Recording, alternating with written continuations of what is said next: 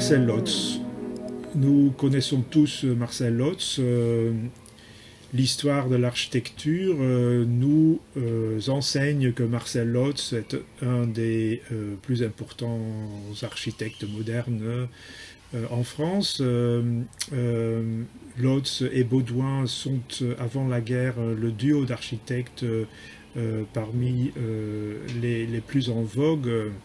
Ils sont les concepteurs, par exemple, de la Maison du Peuple de Clichy, de l'école de plein air de Suresnes, du grand concours de l'Otua pour un nouveau palais des expositions, des Fêtes de la Lumière en 1937, ou de la maison BLPS, la maison usinée, la maison préfabriquée.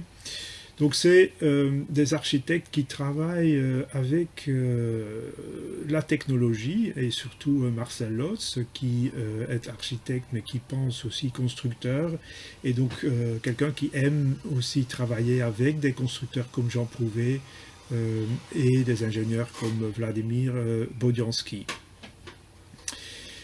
Nous connaissons les architectes généralement par leurs œuvres, alors que dans le cas de Marcel Lotz, il faut dire, ce personnage est plus qu'un architecte.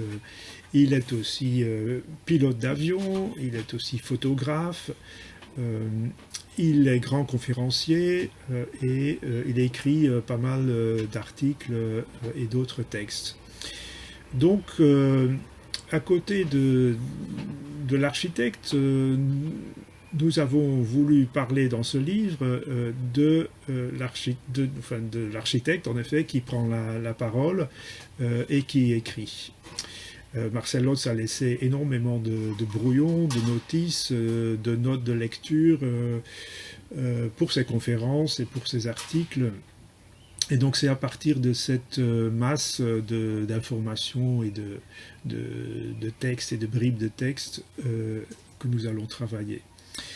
On découvre un Marcel Lotz qui a une pensée très progressiste, mais pas pour un progrès techniciste ou technocratique, mais plutôt pour un progrès d'engagement, un progrès qui s'engage, un progrès qui est dans l'action. Et donc on voit Marcel Lotz en effet non pas défendre une architecture formaliste, mais plutôt une architecture qui invente, qui expérimente, et une architecture pour laquelle la société est aussi un terrain d'expérimentation. Donc c'est une architecture ou à laquelle en fait la société doit répondre autant que l'architecture doit répondre aux besoins et aux fonctions de la société. Voilà donc le point de départ de ce livre.